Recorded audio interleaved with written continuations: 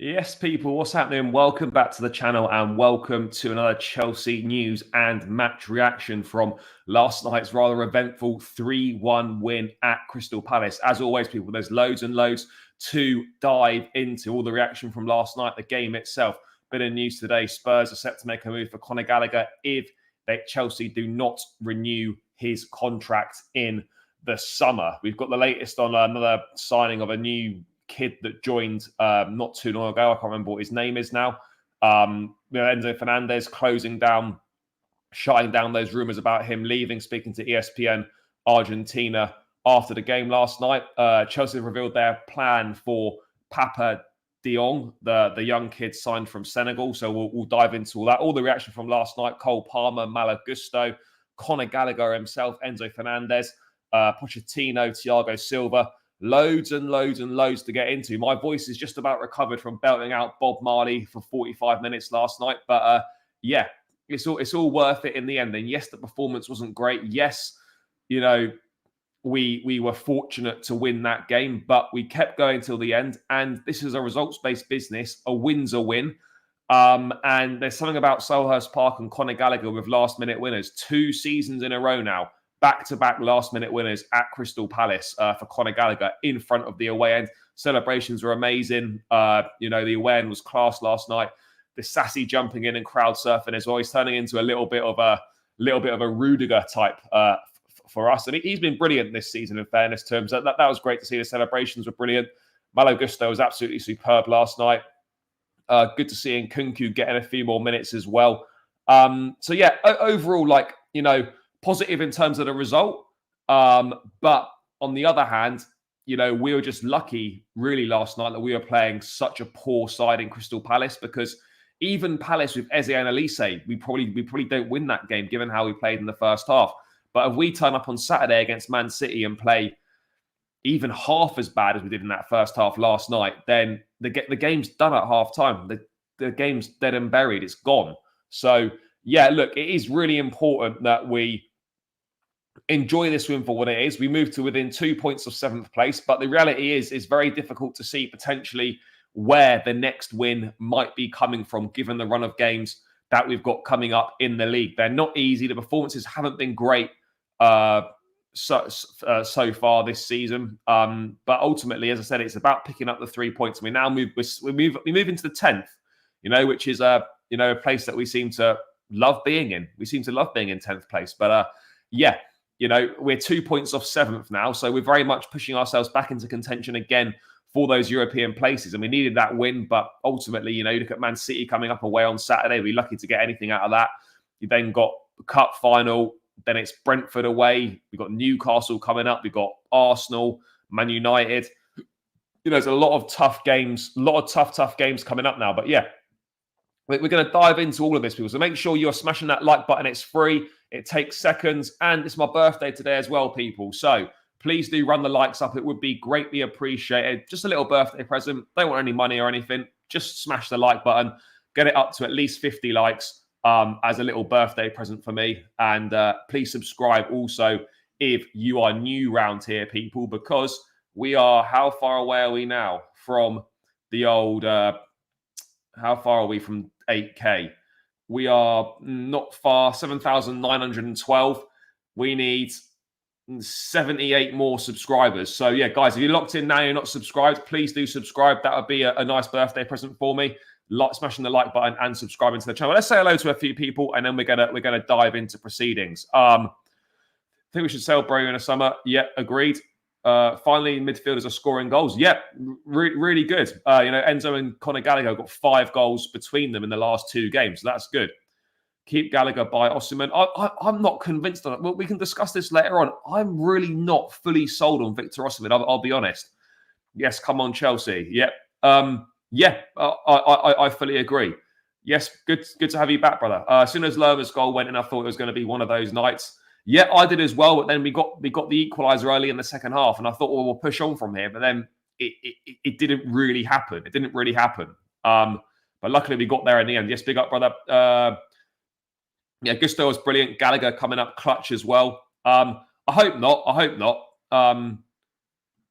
I hate to say it's time to let Thiago go. Yeah, I'm going to discuss that as well. And I think particularly in that first half, it was evident. Second half, though, even when the time that he was on the pitch, we did improve.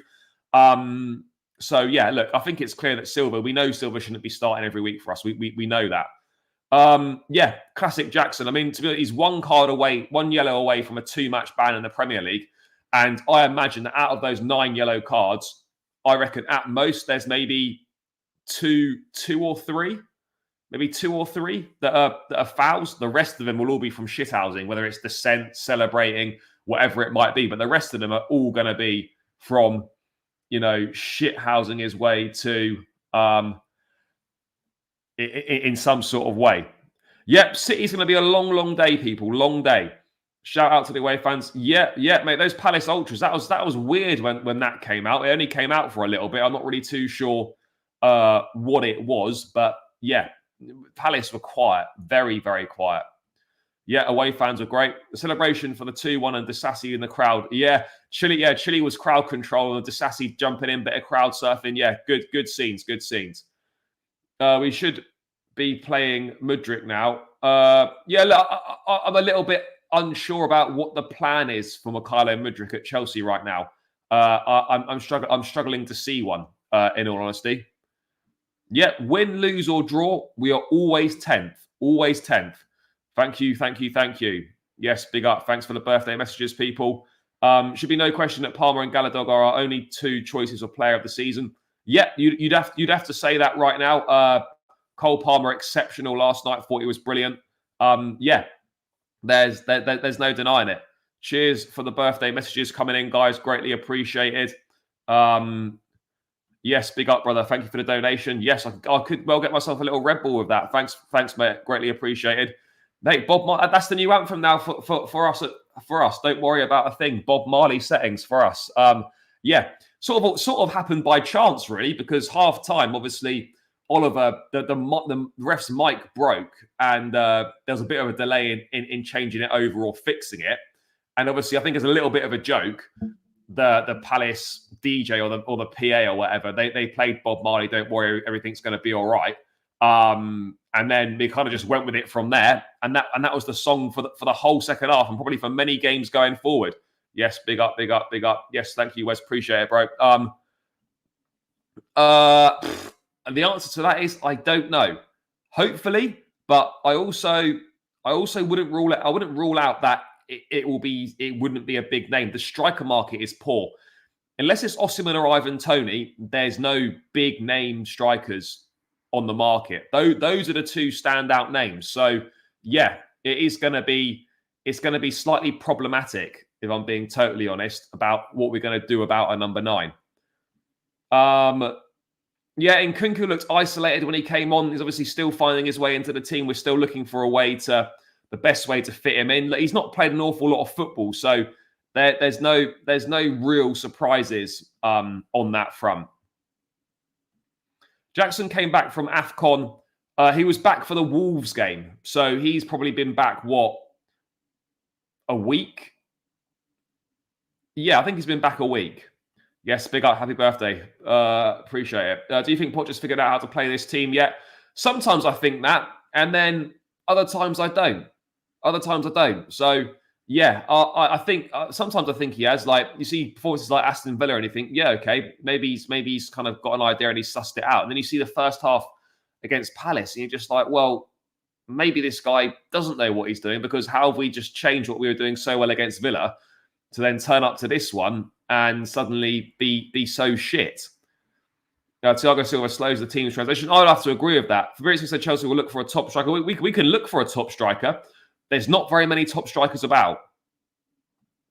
I'd be careful. I wouldn't believe everything you read in regards to that sort of thing. De Jong's very happy at Barcelona. I don't think we're going to be going and spending another 100 million on a midfield player. If we're going to spend 100 million euros, it's going to be on a centre forward. It's not going to be on any other position on the pitch. Yeah, absolutely agree. Yeah, no, and that's fair and that's true, because ultimately we are still 10th in the table. There's no hiding. There's no getting away from that. We are still 10th in the table. Yes, we've got a cup final, but the season is still in a precarious situation. In that sense, it isn't a precarious situation. But yeah, I was very surprised at what happened. In terms of look, the terms of the first half. The first half was a strange one, and I'll be honest, guys. It was awful, absolutely awful, and it was a pathetic performance. And I don't want to pin it on Thiago Silva, but ultimately, I think a lot of it does come from the fact that we're sacrificing a lot to protect a defender who, unfortunately, is a bit past it now. We wasted Enzo in that first half, and we just hung Caicedo out to dry. And that was the goal was totally preventable as well. If we were pressing maybe 10 to 20 yards higher up the pitch. But unfortunately, because Silva's slow and passive, we suddenly found ourselves defending across. I love Silva more than anyone. Absolutely, I love the guy. But it pains me to say this. It's like, I don't know if people can remember, like when Ivanovic was coming to the end, when Azpilicueta was coming to the end. The head's working, the mind's working, but the legs aren't working to go with it. And look, in regards to the goal, look, it's a good finish from Lerma, but it's a catalogue of errors. Madueke should clear it. Caicedo could be faster with his feet as well.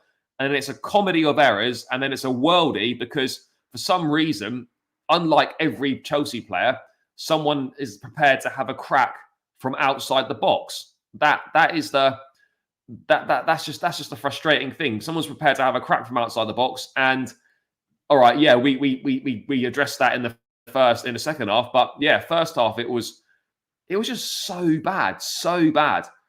And look, it's not Thiago Silva scapegoating. The reality of the situation is he's not fast enough, so we have to drop the line. I'm not saying we play a high line all the time anyway, but that line has to be deeper because Silva's not fast enough to cope with playing a higher line. And I don't think you can have Chilwell and Silva sort of in that same back four. I don't think Silva was bad. He didn't play badly ultimately, and he's picked up an injury, and hopefully that's not anything serious because we could be facing a centre-back injury crisis ahead of the Carabao Cup final. Badiashiel's already out for a month. We don't know what Thiago Silva's situation is going to be, and we also don't know the extent of Levi Colwill. He looked like he was struggling a bit towards the end. He was limping. I don't know if he was definitely injured or not, but it looked like there was perhaps some kind of issue. Guys, it's 21 likes. Come on, people. Let's run it up. We've got 53 in the building. Big up to every single one of you that is locked in. Please do smash the like button. As I said, little birthday present for me. I'd like to get to at least 50 likes minimum as quickly as possible, and then try and push on to the 100 likes mark. So if you're locked in now and you're not hit that like button, please do hit it. But yeah, Silva ultimately, he's too slow. And it forces us to play the line a little bit deeper, which then leaves big gaps in the midfield, and it causes problems. Yes, big up, brother. Yeah, mate. Let me find it. 14 games left. Chelsea got this season. Can we get up? Yeah, we absolutely can get up the table. But will we get up the table? That's a different question. I was harsh on Jackson calling him crap. He isn't, but he certainly isn't. No, look, number 9, maybe he can develop into a bit more of a number 9, but he certainly looks more effective with his back to the ball. Facing the ball. Maybe, look, he can definitely play down the left. He's got good energy, tracks back well. Look, I think it's too early to say that he's not going to score goals. He's got 9 this season in all comps, which is not awful. But yeah, is he going to go on to become like sort of a lethal bagsman? I'm not sure. I'm not sure if he is or not. Yes, big up, brother. No, it's all good, mate. It's all good. Biggest problem with Poch is that he's so calm on the touchline.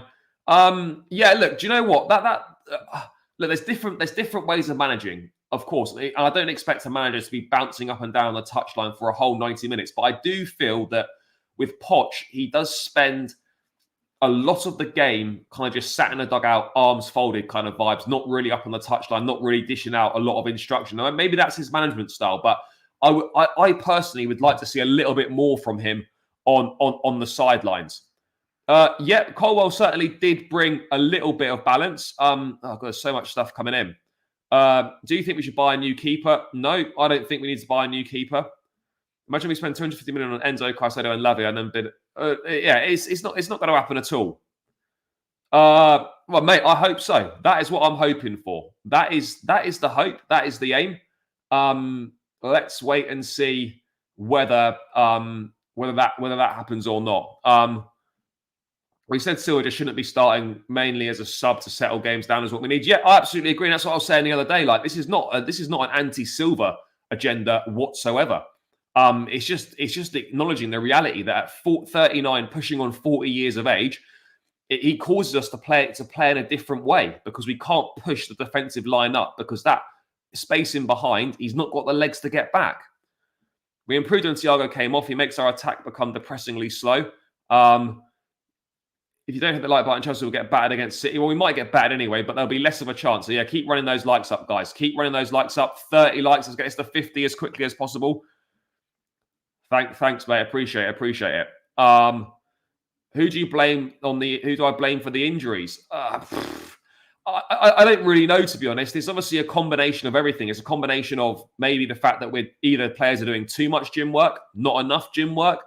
Are we doing too much heavy work like a day or two before the game? Are we as recovered as we possibly can going into games? I think there's a multitude of different reasons as to why there's injuries. I don't think there's one sort of particular area to singularly blame for it. But yeah, it's a problem that needs sorting. No, we weren't 7th, we were 11th. It was a bad performance, but we have to take the win and hopefully don't get embarrassed by City yet. Take a draw. Gusto, by the way, yeah, I couldn't believe you. I have to keep reminding myself that he's only 20. Look at Griezmann back at the day of Sociedad. He played on the left and then became a world-class striker. Yeah, look, Jackson could still do something down the middle. You've got a chance in every game. There's always a chance, but I think you would have to admit that, unfortunately, yeah, it's very unlikely. But but the beauty of football is anything can happen. But yeah, on the face of it, you'd say it's very, very unlikely. If we don't reach 50 likes from Charlie's next birthday, yeah, guys, come on. You know, this is a birthday present for me, people. You know, a nice little 50 likes minimum. 33, keep smashing it, guys, and hit the subscribe button if you're new around here. Mourinho wouldn't accept that, and also like going down the interim route again it's not really doing it for me. I think it just ends up setting you further back in the long term. Why are we still 10th? Because we're shit at the moment. That's why. That's why we're still 10th. That's why we're still 10th. You know, that's the reality of the situation. We're 10th because we've not been good enough this season. You know, that reflects that we deserve to be 10th because that's how good we've been for the season. Yes, big up, brother. Palmer was class last night. And you know what? Poch does deserve a little bit. Poch does deserve praise for slightly changing it at half time. Because, you know, obviously he took Madueke off, he put in Kunku on, and then he shifted Gallagher and Palmer into sort of, you know, how would you describe it? Into kind of like those narrow 10 positions. And that did make a big difference. Gallagher was getting on the ball more. Palmer was getting on the ball more. He was getting what was he doing? He was he was doing good. So yeah, that's what we need to do. I'm not sure if I sent that, but yeah, that made a big difference. Made a huge difference doing that little tactical tweak, and it's good. Like, credit where it's due. You know, Poch deserves praise for those things. In my opinion, we should have done that. Yeah. We need Europa or Conference League. Yeah, we just need European football of some description. That's got to be the most. That's got to be the most important thing. Will I do a giveaway for Chelsea game tickets one day? Yeah, maybe. Quite possibly. Although I need to get some tickets to give away first. But yeah, certainly. I think one day. Why not? Why not? That can certainly come at some point. Maybe when I hit 9 or 10,000, that'll that could be a little giveaway for that landmark. But yeah, let's move away from that. Let's talk about the game itself. Pochettino was chatting after the game. Obviously there's been a lot of pressure building on him, but he sort of came out fighting, came out swinging in terms of he was dismissive of the pressure that has been building on him. I don't care about the rumours. I don't care about the tension. I don't care about the pressure.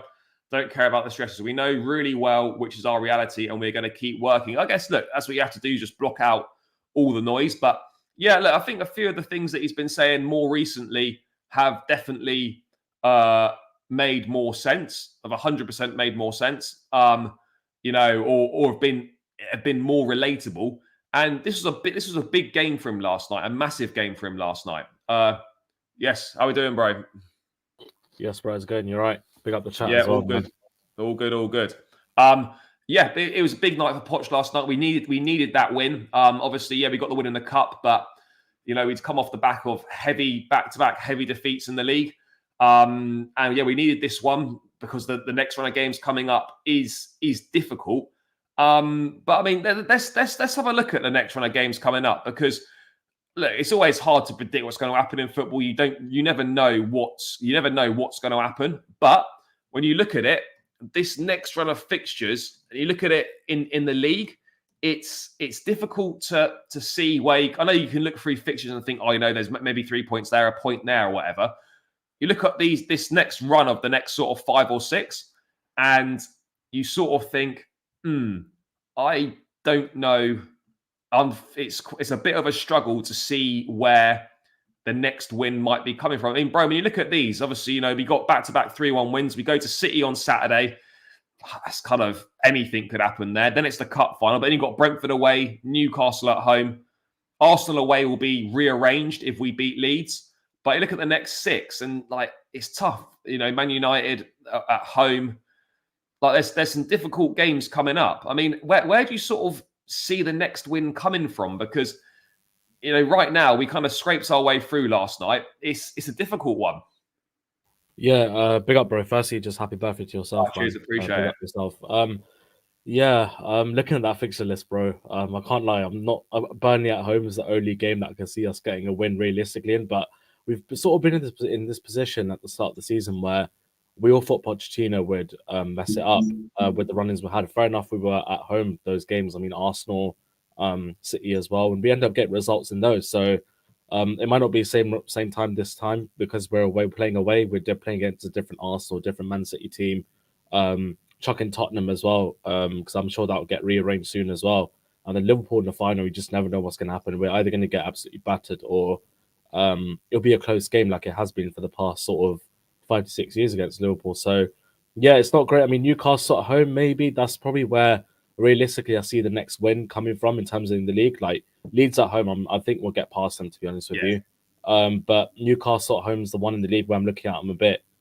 You don't know which Newcastle's going to turn up, because even the Carabao Cup, I thought we were good, but then we weren't playing against Newcastle's strongest 11. And if they have all their players fit by then it could be a different game for us. And with them not in Champions League football anymore, they'll be solely focusing on the league to finish in the Champions League spots again. But yeah, I mean, Brentford at home as well, they're fighting for fighting for their lives as well, aren't they? So with Ivan Toney back as well, he's going to want to be finishing the season strongly and also sort of push for a move out in the summer. So Brentford away has always been a tough game for us. And yeah, let's just see how this team does. Hopefully we get a few players back for them as well. We don't know how long Thiago Silva and Badiashile are going to be out for. And just some momentum with the team, and even with Pochettino, to be honest with you, it's a real test for him, these upcoming games, to sort of win some of the fans back, especially with that Carabao Cup final, man. I mean, imagine if he goes and outclasses Klopp in the final. I mean, it's a very big ask and very unlikely, but just imagine the amount of trust that he'd bring back into our fan base. by delivering us a trophy. Yeah, it would be huge. I mean, yeah, we sort of had, as I said, we had similar conversations, when the reverse run of these fixtures was coming up, when it was like Spurs away, Arsenal at home, City at home, and we actually didn't lose any of those games. Obviously, away from home is a lot tougher. We know our away form is not anywhere near as good as the form at home. Yes, we've picked up a couple of wins on the road now, but before that, we'd lost like 6 of our last 7 away games in all comps or something along those lines. These are going to be tough games, but it is weird. Like when the going gets tougher, when we really need to pull results out of the bag, we seem to have a funny way of pulling something out. I'd almost be slightly more concerned if we had games like Burnley at home, Sheffield United away, those sort of games. I almost feel like we're more likely to come unstuck potentially in games like that than we might do in, say, a Brentford away or an Arsenal or whatever. I mean, Newcastle at home is a tough one. You don't know what Newcastle's going to turn up. They're a good side, but away from home they're a different proposition. They're definitely not as good. Yes, they got obviously a very good win at Villa Park and whatnot, but yeah, it's interesting. I mean, this is really crucial now because you look at the table and there's not many games left. There's 24, 34. There's 14 games left, and right now, we're a couple points off 7th. We've won 3 of our last 5. We really can't afford to. We're going to lose more games in this last 14. I think we're going to lose 3 or 4 more, which is not great. But the results went the perfect way for us this season with Brighton and West Ham, obviously both losing, and that was sad as well, important. bro. So, yeah, and just sad as well, bro. Yeah. Literally, we got United to come at home as well. That's we've seen how our record against United hasn't been great for the past 6-7 years. We got to go Villa Park still. West Ham still got to come to our ground. Then we've got to go Brighton away as well. At some point as well. So I think people are forgetting those kind of fixtures that we have, and I guess the easier ones that we've got is Sheffield United away. On paper, I'm talking about on paper, obviously, but I know you said those are the sort of tougher games, but who knows? Like by then, Sheffield United could be relegated by then, or they might be fighting for their lives. It's just one of them. And have Everton still got to come to us as well? Yeah, Everton will come to us. Yeah, so there's all these little games that we sort of forget. Everyone looks at City and Arsenal being the tough ones because of what's coming up. But then if we look after that and stuff, when you factor in, we still got to go Villa Park, and then Man United still got to come to our turf, and we still got to go Brighton. West Ham still got to come to us as well.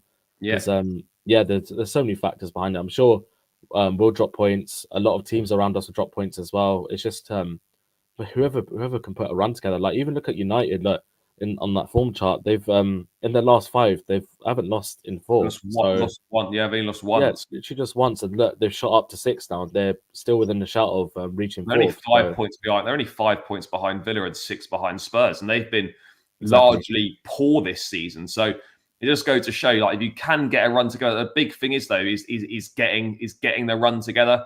Like it's easy to sit here and say, we just need to get a run together. But the reality is we've really struggled to try and get a run together. We might string 2 or 3 together, but then we'll go like 2 or 3 without a win. So yeah, it's problematic. There's going to be the inconsistencies with the young team, obviously with not having everyone always available. But now that players are starting to come back, we're starting to have better options from the bench. Hopefully, we can kick on and put a run together.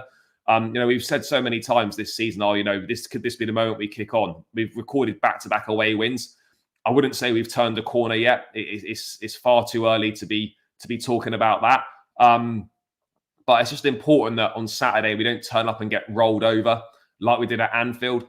If we lose, we lose. No one's expecting us to win, but the bare minimum is just to compete and put in a respectable showing. But I mean, if we go back to what do you call it? The game last night. I mean, mate, Conor Gallagher.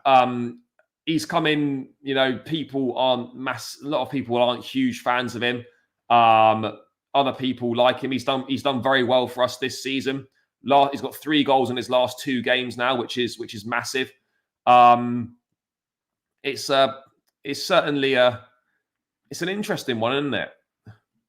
In regards to him, because last night I thought it was exceptional. You know, man of match performance, covered 13k, pass accuracy at 86%, completed 38 of his 44 passes, 3 key passes, 2 goals, both like coming up clutch in big moments, and you know, arriving edge of the box or in the box at the right time. Adding a few goals to his game in the last couple of weeks. That's the one thing that he's been good at, but then it's kind of totally disappeared this season, while other aspects of his game improved. And he sort of epitomizes at the moment everything that it means to play for this football club. And the fact that he's doing so well this season, arguably player of the season, another brilliant performance from him last night, but still no signs really of getting any closer to a new deal.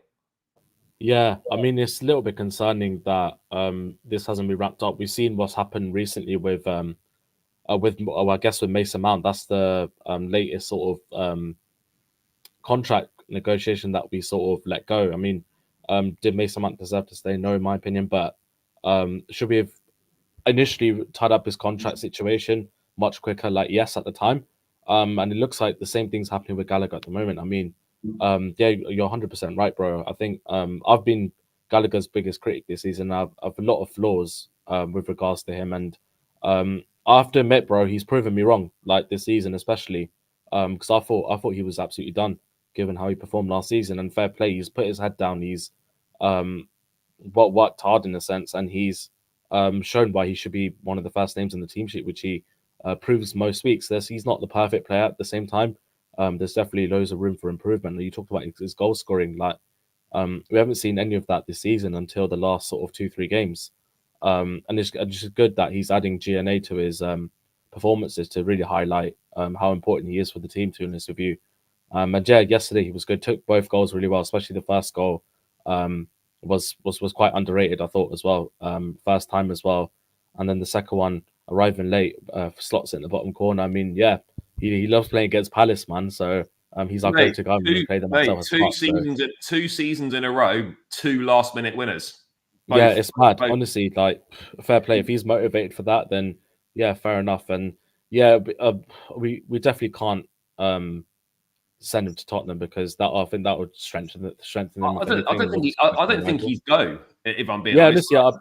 Yeah. Like Spurs can bid for him if they want, and Chelsea can accept a bid if they want to. But I don't envisage a situation where he actually says, "Do you know what? Yeah, I'm going to go and play for Tottenham."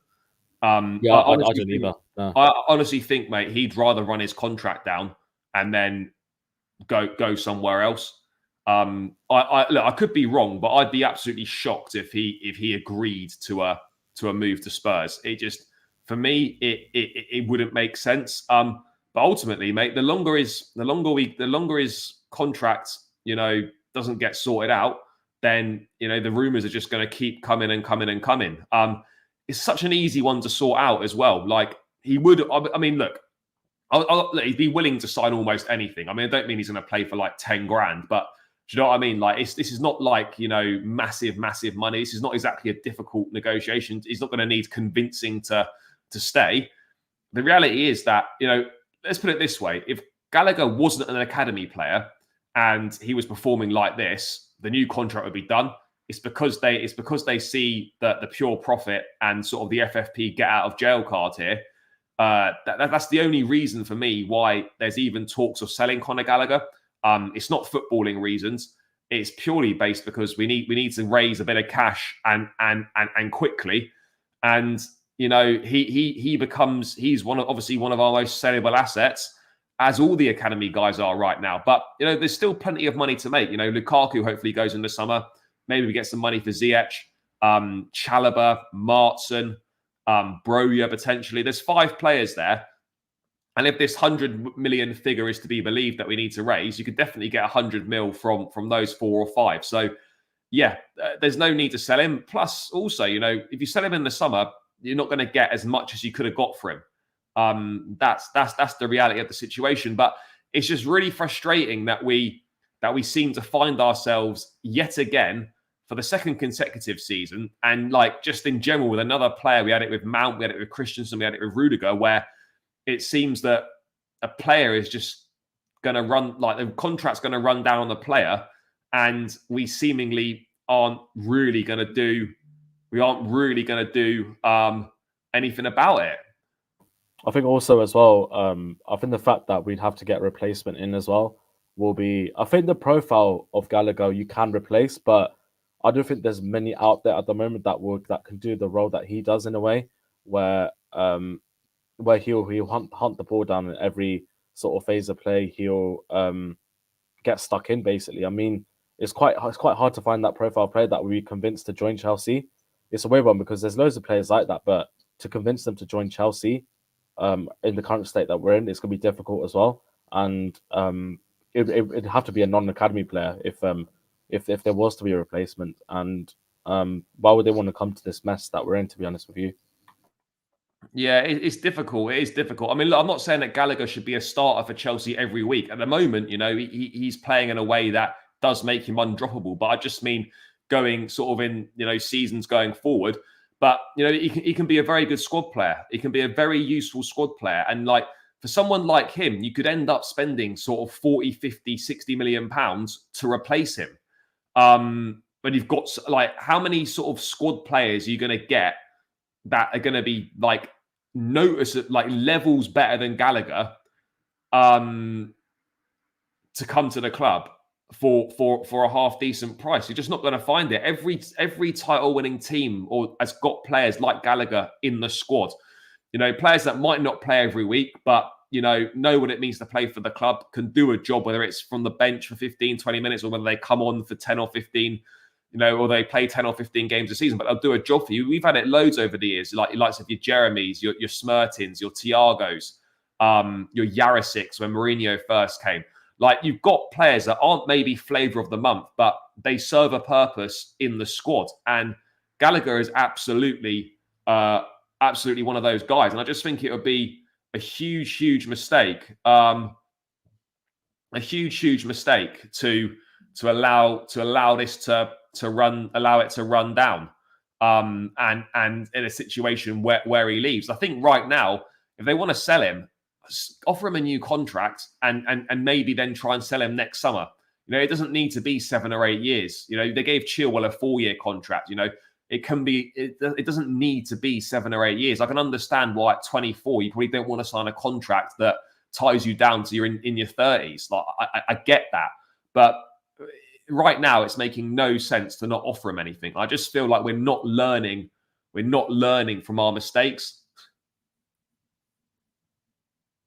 Like that's the big problem for me, is that we just don't seem to be learning at all. And this won't be the last player. It'll be in a couple of years' time or whatever it is. It will be the same conversation. It will be someone else. Could be someone like Endrick, for example. Not Endrick, what's his name? The other Brazilian guy that we've got. Santos. Yeah. It could be someone like that where we integrate him into the team. He does well for a bit, but then the owners will see that, oh, he's 19, 20 years old or whatever. Then in a few years' time, when he's actually doing well, they look to sell him off like they're doing with Gallagher right now. I mean, Gallagher's obviously a bit older, and he sort of had his loan spells elsewhere and come into the team and stuff, and sort of earned that right to play for us. But then now the owners are seeing that as a chance to make money off it, to be honest with you, which is wrong. Like, it's totally wrong. But yeah, we'll see how this one plays out. I mean, somehow if the owners are convinced by Gallagher's performances, and strictly, I think Poch is a big part to play as well in this, where he has to demand that Gallagher stays if he really wants to keep him. I think he's definitely doing that. Yeah. I mean, obviously, we don't know that. Sure, he's saying, yeah, like, I do want to keep Gallagher, but at the same time, like, I think when it comes to near the end of this contract, I think he'll have to sort of put his foot down, demand, but like, no, Gallagher is the guy I need to build around. And then that's probably the only way that the owners will probably see Poch's point of view of wanting to keep him in, to be honest with you. Yeah, I mean, I think, for me, my opinion of Gallagher changes a lot. If he can score goal, I'm not saying he needs to score every week, but if he can chip in with, say, 8 to 10 goals a season from midfield, like he did when he was on loan at Palace, then his importance shoots right up. You know, we know he brings tenacity, but that's not always enough to be a starter. But if he can, you know, actually help with that production in the final third, then things do massively change. They do massively change if he can do that. You know, he's got 5 GNA in his last 6 games. That's decent. We know he's not going to have a shortage of suitors this summer, but it definitely won't reflect well on the ownership. I mean, Poch again spoke. I think after the game he spoke. You know, and he said that Gallagher told him that he wants to stay at Chelsea. So this for me is very, very simple, and you know it's really, really simple. He wants to stay. The manager wants him to stay.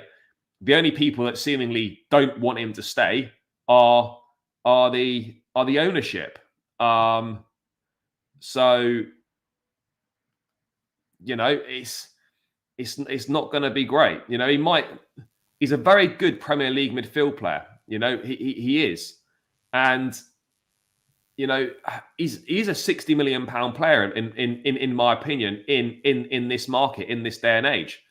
I think he's also got leadership qualities at the moment as well. I think he's taken on the captaincy role a few times this season for us as well, which has obviously boosted his value a little bit as well in a way, and sort of developed his own leadership skills and his his sort of teamwork around the players, because we don't know the reason why Thiago Silva's not taking the armband during games, but Gallagher seems to be the one with the armband. He seems the one that Poch trusts the most as well. So yeah, it would be mad to sell our sort of captain.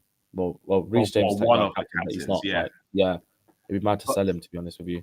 Yeah, I mean, let's see what people in the chat are saying. Let's have a quick look. They will sell him. We can sell Bro, yeah, sure. As a squad player going forward, Gallagher's great. Yeah, he would be. Yes, big up. Appreciate it, brother. Thank you. If he was prime Kaká or Ronaldinho, he would have signed a new. It's not even that. It's just if he wasn't from the academy, and he was doing this, it would be a new deal. It's as simple as that. Look, we've got other players that we can raise the money from. You know. Yes, big up, brother. Appreciate it, bro. Mate, good fun last night. Yeah, Gallagher should be staying. It really is that simple. I'm not saying he's going to be at Chelsea for his whole career, but you know, certainly for the next couple of years, absolutely should be staying. Yeah, no, he is great for us. And look, he's someone as well, right, that he's not going to kick up a fuss if he doesn't play all the time. You know, he's someone that I think would be happy to have sort of a squad role or bench minutes or rotation minutes, whatever you want to call it. Yes, big up, brother. Thank you. I still keep Conor as a super sub player, but not as a starter over in Nkunku. No, I agree. And I think there's an argument to be had that against low block teams, do you really need Gallagher, Enzo, and Caicedo? I think last night would potentially have been an example of that. But then when you see how things panned out and who ended up scoring the goals, you then sort of think, well, all right, maybe you might have started in Nkunku instead of Gallagher, but the result came as a result of those guys playing. So yeah, it is a difficult one, but yeah, I think ultimately it would be a huge mistake. Look, length, I think maybe whatever he wants, but I don't see an issue with signing a 3-year contract with an option for a 4th or whatever. You know, 24 years of age, that takes you up to 27, maybe 28 with the option. Like, I get it why existing players might not be keen to commit 8 years to the club. I get that. I don't think that's an issue. Yes, big up, brother. Thank you. The club should not trust Poch with anything. Yeah, Conor has absolutely improved. He's probably the only one that has improved.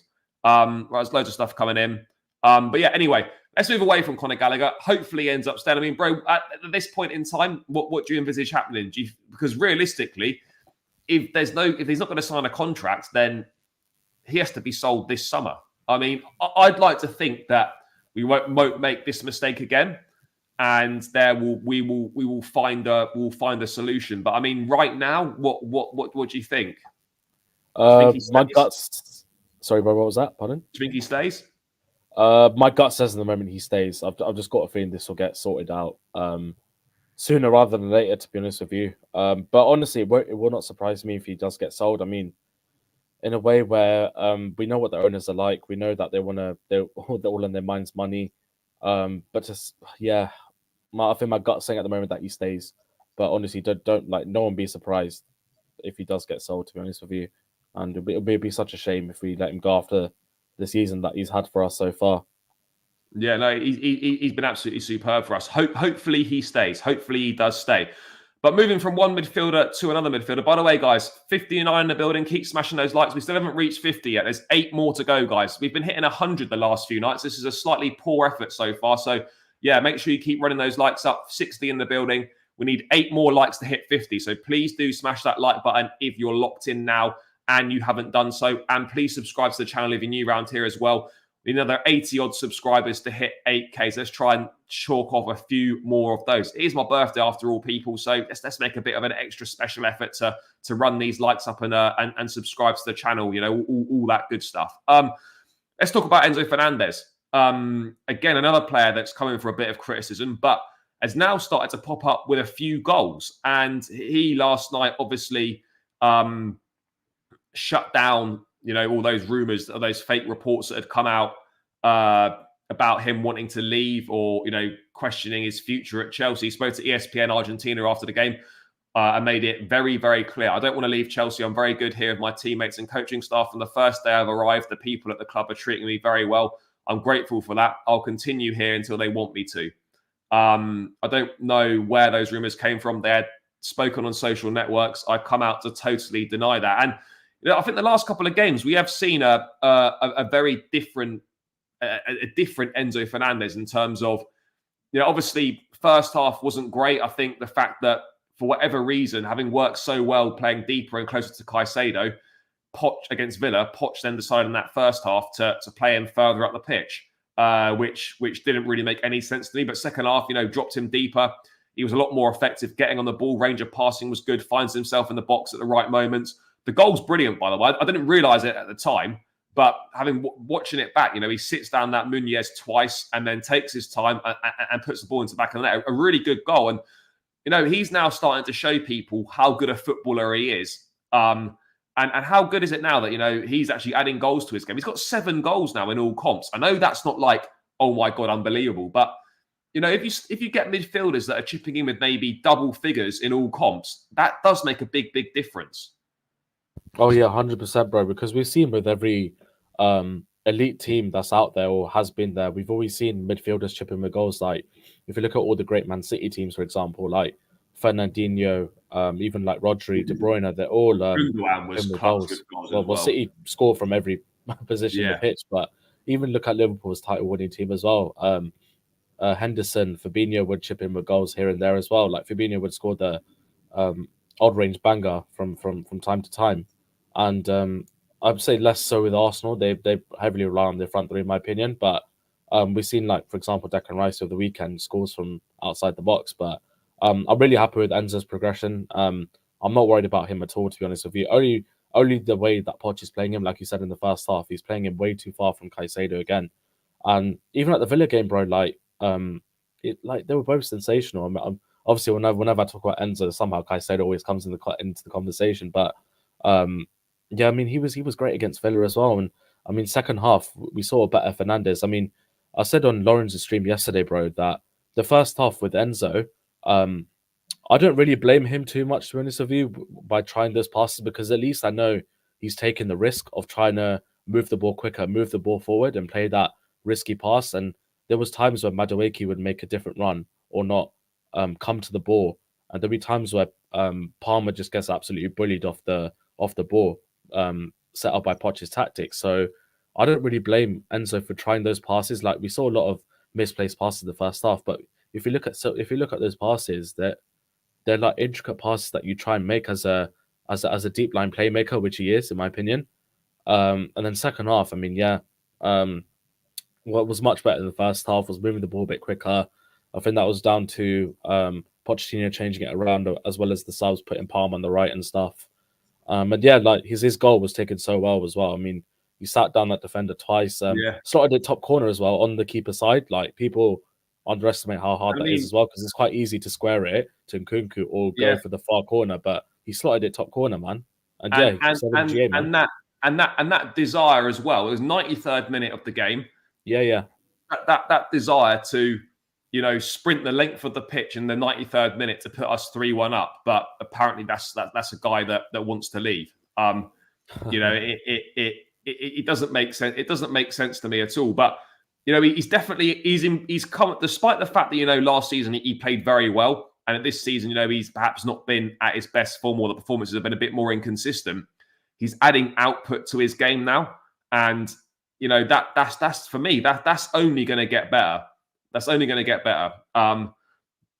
He's scored more goals than Szoboszlai. He's got the same amount of goals as Odegaard and Bruno Fernandes. And that's not bad for a deep line playmaker that, according to a lot of people, apparently can't shoot. So I think a lot of people are being proven wrong with Enzo.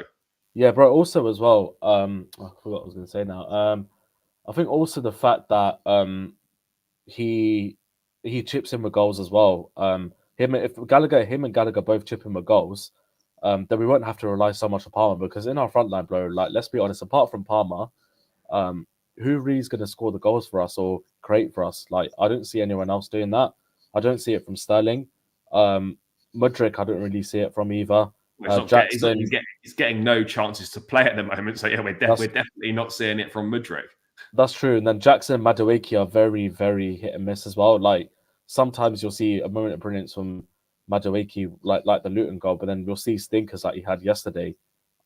Jackson as well scored a great goal against Villa, but then I thought wasn't great yesterday, apart from one back. Nkunku, once he gets himself fit and fully firing, that's going to be hopefully major output from him. But yeah, you are at the moment right now. We are solely pretty much in the front line for regular GNA and regular output. We are very, very reliant on Cole Palmer. So it's important that Gallagher and Enzo are well. Let's just see now. They're now starting to chip in with GNA, which I think is important as well. It takes a lot of pressure off our attacking players as well to deliver that GNA as well. No, absolutely. Yes, big up C Knight for the donation. Appreciate it, brother. This team needs to be built around Enzo going forward. Yeah, no, I talked about this in the preview, right? And I think people got a little bit sort of misunderstood the point. You always build a team around your best players, and Enzo Fernandez is one of Chelsea's best players. He is going to be part of the spine you talk about, whether the goalkeeper's Petrovic, the centre back might be Fofana or Colwell or whatever it is. Then midfield, Enzo, Caicedo, number 10 Nkunku, striker. You build the team around your best players. And it doesn't mean the other players aren't good and won't contribute. They absolutely will. But you build the team around your best players. And Enzo Fernandez is one of Chelsea's best players. Whether people want to admit that or not, he absolutely is one of, if not our best player. So we do need to move. We do need to obviously build a team around him. Find the right way to use him, which obviously sometimes Poch gets that right. Other times he doesn't. But I think hopefully now, at least yesterday, he realised that he was getting it wrong, and he made that sort of tactical tweak. But so many times this season, he hasn't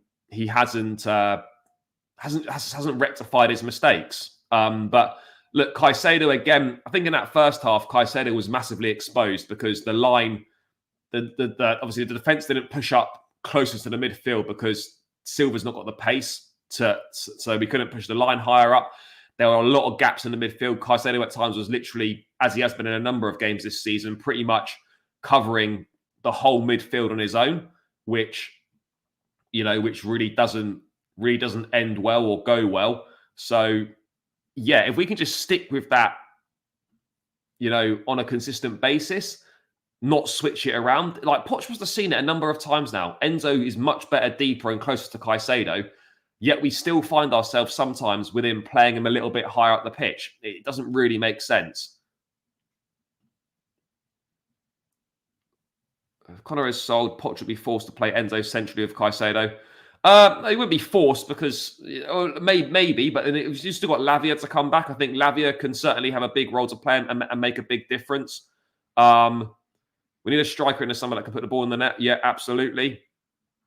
Poch wants to build a team around. I don't know if he wants to build a team around Gallagher, but right now Gallagher is obviously, a very important player. He is doing very well. Whether people, like it or not, or want to admit it, he absolutely is playing really, really well. There's no denying it. There's no denying it. And right now he deserves to be in the team.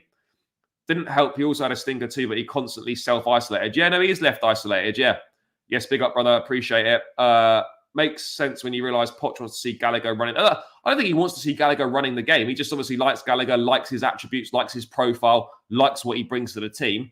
And on recent evidence, the last 2 games, Gallagher kind of has made himself undroppable. But I mean, if we look at the what do you call it? If we look at the stats in terms of Chelsea's kind of top contributors in terms of goals in all comps so far this season. I mean, another 2 assists for Cole Palmer last night. Absolutely exceptional. He's been so good for us. I mean, look, there's been a lot of criticism for the recruitment at Chelsea, but when they get it right, it needs to be praised. And another player we'll come on to as well in Malo Gusto is right up there as well. But look, if you look at our numbers this season, direct goal contributions in all comps, Palmer leading the way quite comfortably with 21, 12 goals, 9 assists. Surprisingly, Sterling up there with 12, 7 and 5, Jackson 9 and 2, Gallagher with 5 assists, 3 goals, and Enzo Fernandez with obviously 7 goals this season. I mean, when you look at that, you've got 3 guys in the front line that, isn't it mad that, essentially Sterling really should be having the numbers that Palmer's got, but he's just absolutely nowhere near. He's dropped off so much recently. I mean, mate, we start with Cole Palmer, 2 more assists last night. I mean, you sort of run out of words for how good this guy is and how much more there is to come from him and how much better he can get. I mean, I've said it loads of times before, but this for me, if he carries on this for the rest of the season, right, he is... For me, he's up there with a massive chance of being PFA Young Player of the Year, probably signing of the season, and he should be a shoe-in for the England squad for the Euros. Yeah, I agree with those 3 things that you said. If he carries it on, then yeah, firstly, Young Player of the Year should get England squad as well. And what was the third one you said? Actually, it was a signing of the season. Yeah, that's it. Yeah. I definitely agree with those if he carries on. I mean, Palmer, man, well, honestly, where would we be without him? Genuinely saying that, because we'd be struggling. Yeah, we'd be if you take out his GNA, honestly, we'd be where Palace are right now. To be honest with you, but he's been a breath of fresh air. And we've been crying out for a player like him. To be honest with you, we haven't really had a player like this since, in my opinion, someone like Juan Mata. Obviously, Juan Mata was levels above Palmer, but you get very, very, very similarities between both of them. And yeah, Palmer's definitely on his way to proving that he can be our Juan Mata, basically. And the only thing I do worry about Palmer is the amount of games he's playing at the moment with regards to not getting enough rest. I know we can't afford... He's playing 90 every time, isn't he? 90 every game. And I do want to see Poch manage his minutes a little bit, but can we afford to do that at the moment? No. But will it sort of hinder him in the future? I do think it will a little bit. We'll see a bit of a drop-off, I think. Just given how tired he might be, especially if he's playing up front. I mean, the amount of dog work he does up front and the amount of physical battles he gets himself into when playing as a striker position, which we know isn't his best position. But it's not at all. I mean, you noticed how much more effective he was. As soon as Poch made the tactical switch and put him on that right-hand side, he was suddenly so much more effective, so much better, much more involved in the game, got a couple of assists, was getting on the ball a lot more. I know that, Jackson down the left worked well against Villa and it worked well to a degree against Palace last night. But the problem we get is it means Cole Palmer's got to go inside to that number 9 position. And it just doesn't work. It nullifies him. It leaves him massively isolated. And maybe for the team, it could be slightly more advantageous. But in terms of for Cole Palmer himself, it doesn't help him in any way whatsoever. And there's no denying that, as soon as he, as I said, went to the right-hand side, he was so much more involved and looked so much more comfortable. And I think ultimately, if you're looking to play Jackson as a left wing, you play Palmer on the right and you play Nkunku as a centre forward then. Like, I don't think we can, honestly, for me, mate, we can't keep playing Jackson left wing if it means Palmer's going to play as a false nine, because because it just doesn't work for him. Yeah, also, bro, just on that as well, like people forget, I think, as well, there was this one pass that you did. It was unbelievable yesterday in the second half. I think the game was at 1-1, and I think the ball came out from the air in our box, and then Palmer just slots it to Sterling, then Sterling messes it up with his left foot or something, or he takes too long. Yeah.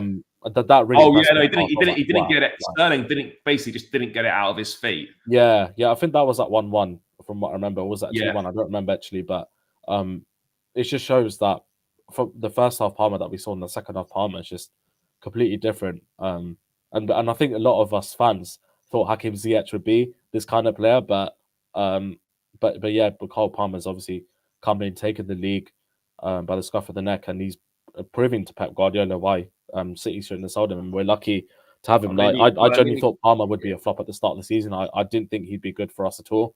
I was like, what the hell? Why are we signing Cole Palmer? I didn't know what to expect. Apart from that Community Shield goal, I thought, okay, it's a decent goal and stuff, but is it just a one-off? Is he really that good if Pep wants to sell him? But yeah, he's proved a lot of fans wrong, to be honest with you. And no, mate, I think that's what we. A lot of people. I think that's what we want at the end of the day, is for these players, the manager, and even the owners, just to prove us all wrong, to be honest with you. And with Sterling as well, bro. Like, I've been Sterling's big advocate, but I can't lie, man. These past 4 or 5 games, like, he's been diabolical, man. Mate, I'd say for more. I'd say for more than that. I think really. I don't know from when. Memory, he's just fallen off so much. His body language is crap when he comes on. He can't get the ball out of his feet. He takes too long to make decisions, makes the wrong decision, runs into players. He's just not effective at all. And especially the money he's on as well. Yeah, and you're in a position now where you've got a player on 325 grand a week who simply isn't delivering to anywhere near what was expected of him. And it becomes a problem now, because what is this, his third season or second season? Second season with us, yeah. Second season. Did he only join? He joined. So it's his second season. Yeah. The problem is, he's got 3 years left on his contract. Like, even if we wanted to sell him this summer, which I think we should, no one is going to. The only league that can afford his wages are the Saudi league, and at 28, he doesn't strike me as the sort of guy that's going to go there. So I almost feel like we're a little bit stuck with him. Unless we're prepared to take a massive loss on him, then we are stuck with him. And you can quite clearly see, I would say right now, despite those numbers, I think he's our least effective attacker. Yeah, going on recent form, I'd say he's our least effective attacker. He just doesn't bring anything to this team, and that's why I was really frustrated last night. Why he still comes on. I'm not saying that Mudrik's been amazing this season at all, but you've invested a lot of money in a young player, and for some reason now Potts just isn't playing him. What sense does it make, in my opinion, to bring on Sterling ahead of Mudryk? Certainly in the FA Cup game, when the game was certainly done, and the game last night as well. Chelsea buy these players, they invest large sums of money in them, and they want to develop them and maybe sell them on, or develop them so they go on and be really good for the first team. And then they just don't play them. It's just like we're not learning in terms of player development. And I don't understand the thinking behind constantly putting Sterling on ahead of Mudryk, who needs the minutes to develop and who you've invested a lot of money in, and is going to be a bigger part of the future, hopefully, than Raheem Sterling is. So that for me, that baffles me as well. The likes of Chukwuemeka, he had a great cameo at Anfield when he came on. Driving forward, got an assist for the Nkunku goal. We haven't seen him since. Unused sub for the last 2 games. Like, I know we've got a lot of players, and I know that everyone can't play, but like, for me, putting Sterling on ahead of those 2 guys, it doesn't make sense. I think the game against Leeds at home should be I think it should be one for these players to prove why they should start. To be honest with you, like Mudryk, I do want to see Mudryk play. I do want to see Chukwuemeka play. Even to a sense Raheem Sterling, I want him to prove why we signed him, because I thought for the first half of the season, I thought he did relatively okay. I mean, he wasn't amazing, but I didn't think he was that bad either. Because I think most of those GNA that he got was from the start of the season, wasn't it? Well, yeah, I mean, 7 goals. He got 2 against. He got a couple against Luton. Luton, wasn't it? Yeah, he got 2 against Luton. He got 1 against Burnley away in the league. That's 3. Newcastle away, the free kick. Scored Newcastle free kick. He scored a Preston free kick. That's 5. Oh, yeah, that one. And the other 2, I don't really know where. I can't remember where they came from. Did he score against City? I think. Yes. Oh, City at home. Yes, he did. Yeah. Yeah, that's and 6. Spurs as well. He got an assist, didn't he, as well? I think. Yeah. So look, it's not good enough at the end of the day. It just simply isn't good enough. I agree with that, yeah. Like what we're saying about Sterling is what you'd expect from Mudryk or what you'd expect from Cole Palmer. But this is from the most experienced attacker, and we're just getting nothing from him at all. And I don't understand what the thought process is, what the plan is with these other players. I mean, what do you think? What do we think the plan is with Mudryk? There was an opportunity to go to Bayern Munich on loan potentially in January, just gone, which the club shut down.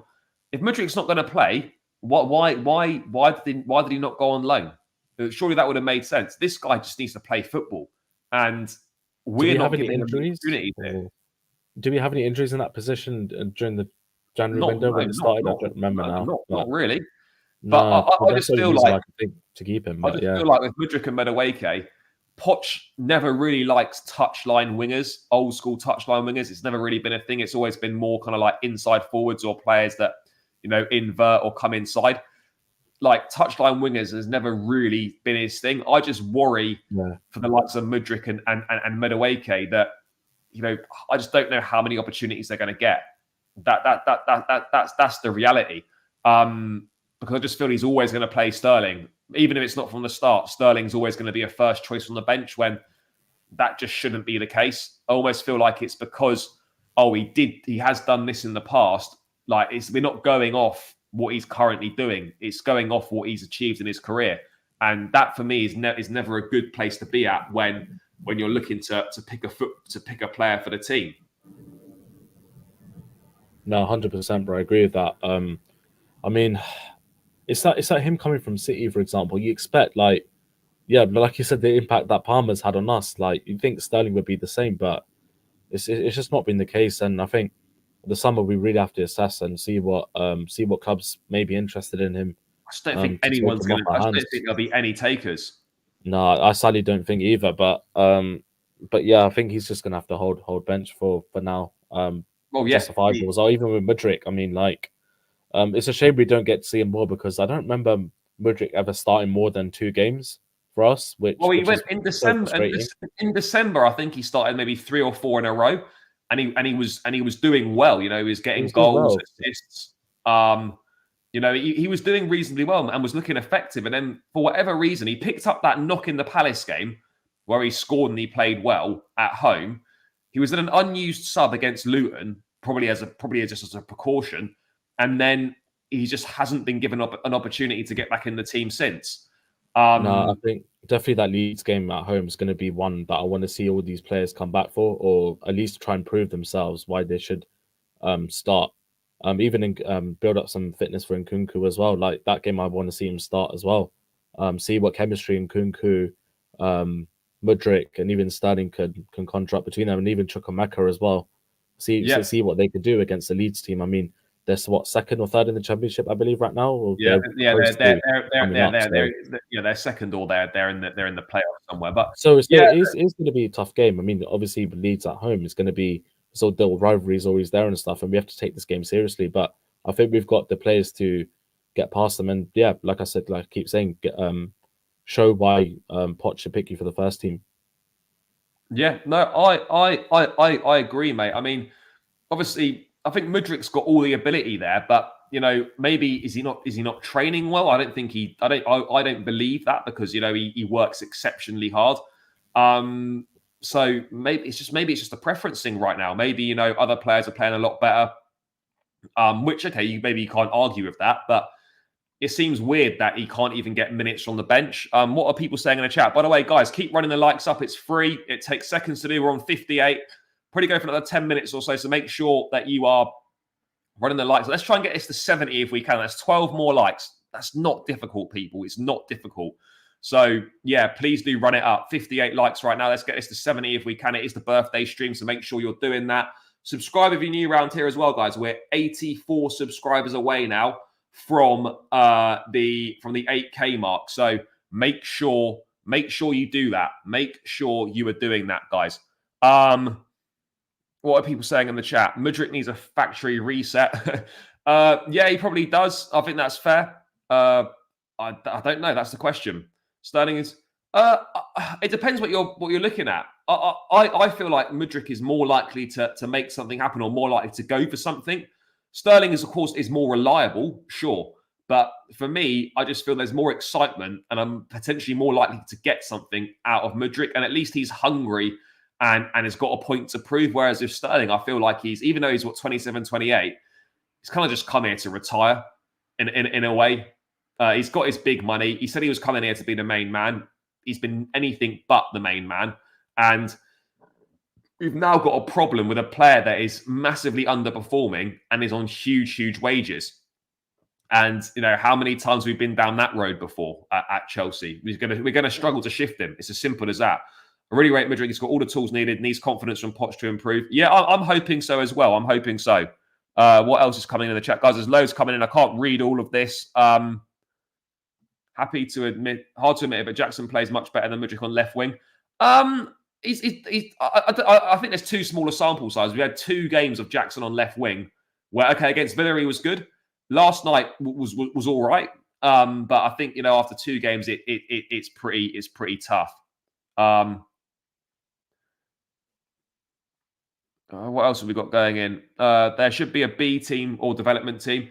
There are development teams, but I think the rules of that have changed. You used to be able to put overage players in reserve games to sort of help build their fitness and stuff up. I don't know if that's a thing anymore. I don't really know. But let's move away from this, bro. I wanted to talk about another one of the signings, and this guy has been absolutely exceptional. Malo Gusto.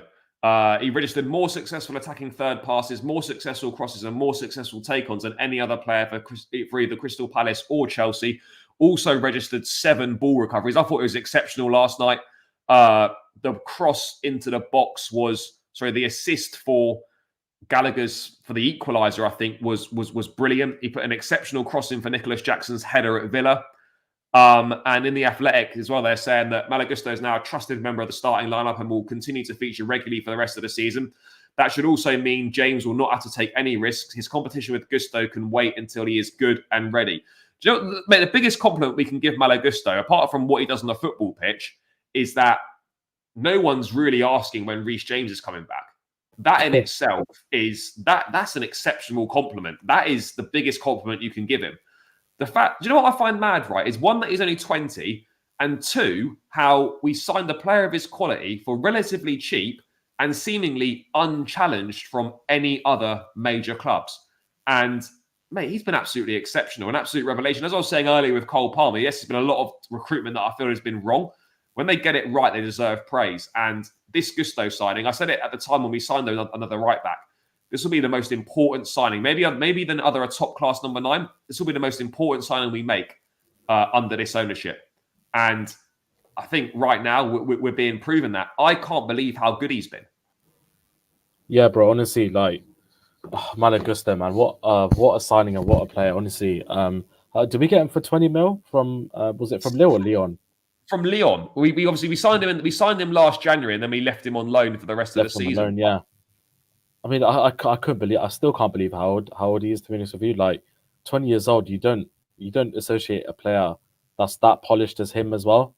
I mean, yeah, you can do it all. You can go forward. You can come back as well. One-on-one defending's good. His crossing's good as well. He's strong. He knows when to sort of take that risk of a pass as well.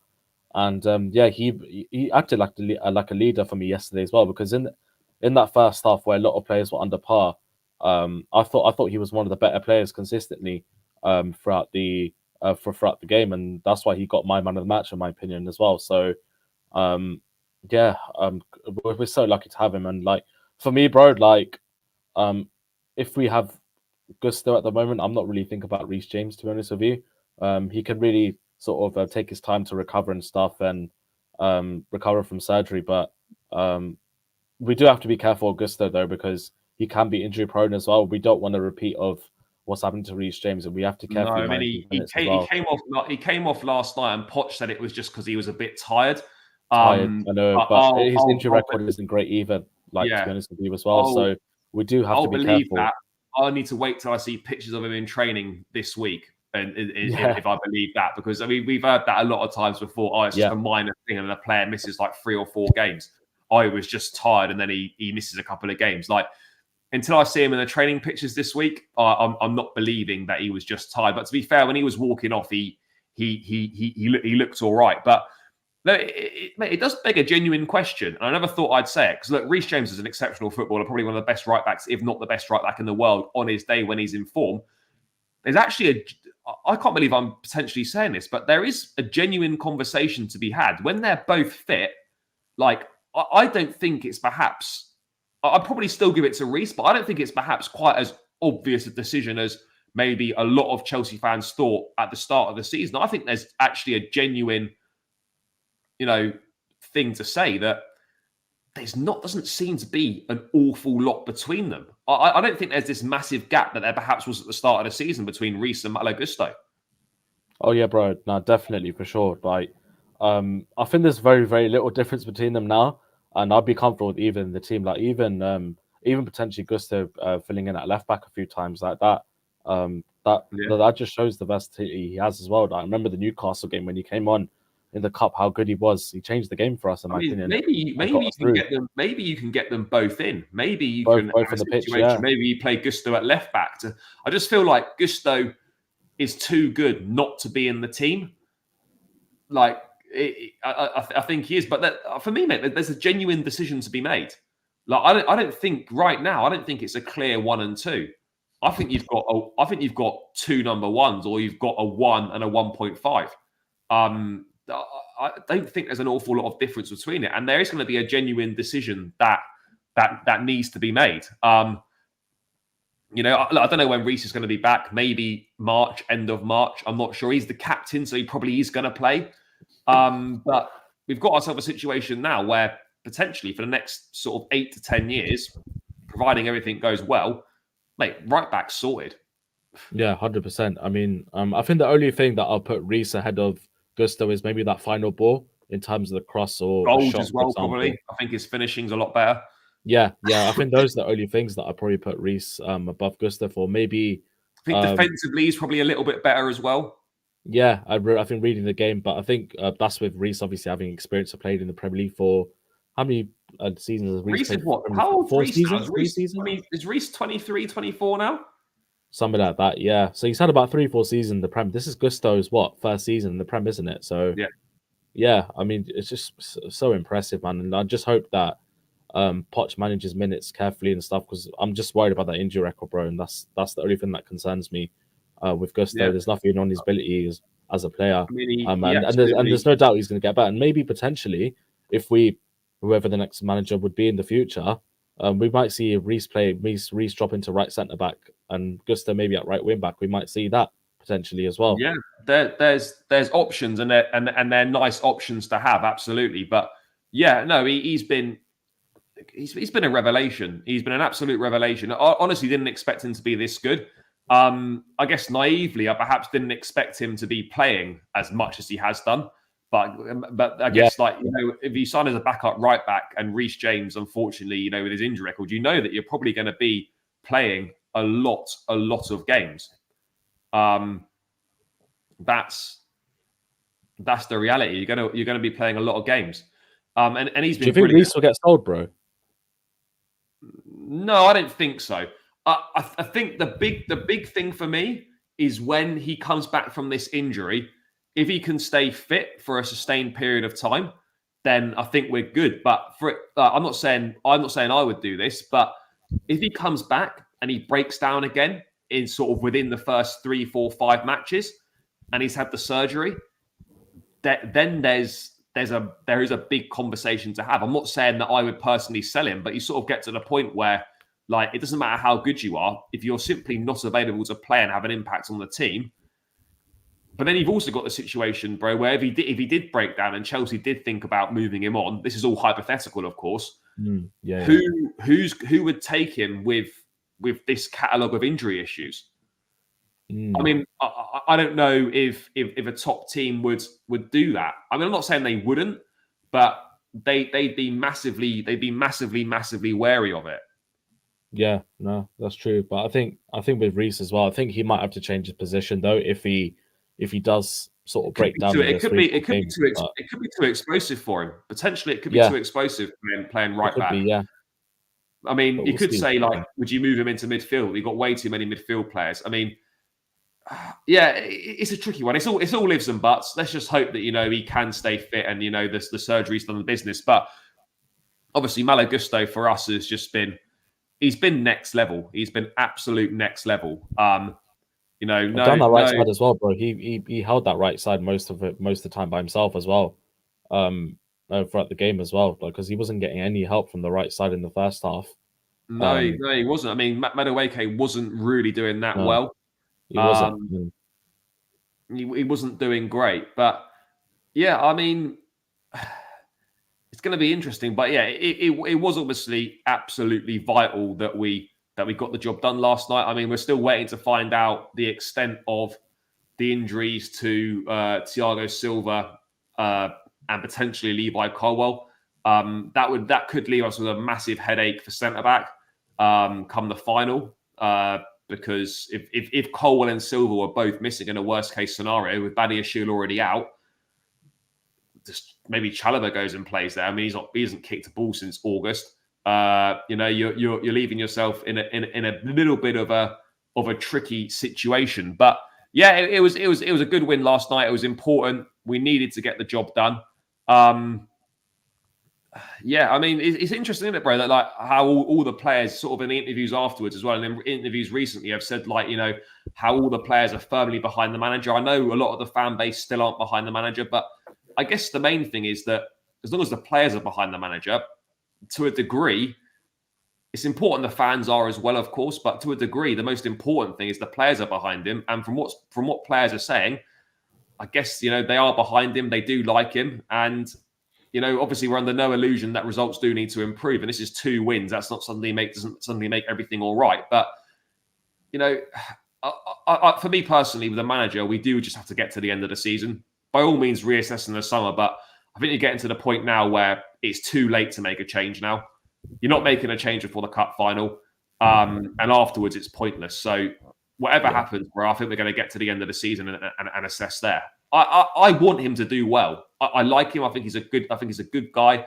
I think he's good for this squad. Tactically, maybe he's not all there. But yeah, we just somehow, however possible, we just have to make it to the end of the season. Yeah, 100%. See, with me with Pochettino, bro, like, it's a weird one because I'm always on that fence where I see a lot of flaws in him, but I've seen little bits of good stuff that he's done for us this season. Obviously, the bad outweighs the good, but at the same time, I don't think majority of it's his fault. I mean, there are bits of it that is his fault, and like I said before the Wolves game, if we go out to Villa, then I think Pochettino's finished, but he somehow salvaged that brought our masterclass on last Wednesday night, and yeah, like I keep saying, bro, the Carabao Cup final is massive for him because if he wins that, can you imagine, bro? Like the amount of confidence that will bring him. And I'll be honest, mate. If he wins that, he's here next season. I think it's as simple as that. Yeah, I can agree with that as well. If he wins the Carabao or the FA Cup, if he wins a cup, he's definitely here next season. Yeah. I think if we don't win a trophy and he gets Europa League, I think he's still here. It depends on the manner of how we lost. If we were to lose the final, it would depend on the manner of how we lost, and it would also depend on how we went out of the FA Cup. But if he were to finish 6th and no trophies, then I think he probably is still here, because ultimately the remit was to get back into European football. I mean, obviously, I think the owners set unrealistic expectations of fucking Champions League at the start of the season. But if we were to get Europa League and no trophy, is that disappointing? It depends what your expectations were. Did anyone really? Did I expect us to win a trophy this season? No, maybe not. It does depend, but I would agree, bro. I mean, I think for me personally, if he wins the Carabao, he's here next season. Simple as that. I mean, yeah. Do you see any situation where he doesn't carry on? I guess if we just don't win anything, I think for me, we'd have to get hammered in the final. We'd have to get knocked out of the FA Cup badly, and we'd have to miss out. For me, we'd have to miss out on Europe altogether for him to not be here next season. For me, right now, I think that's the only way. Yeah, I mean, if there's both sides of the spectrum, because we're technically still both in both competitions. So can you imagine if we win both trophies this season? Can you imagine we go all the way and win the FA Cup, and we go all the way and win the Carabao Cup, and then somehow we get Europe as well? Like, what a turnaround that would be. I mean, but then on the flip side of it, we could be stuck in 10th or 11th where we are right now, but then go out of these competitions and finish 10th or 11th, for example, then would you look at it that way and say, it's been a poor first season, do you get rid of him then? So if we get no Europe, mate, he unfortunately, I think he's gone.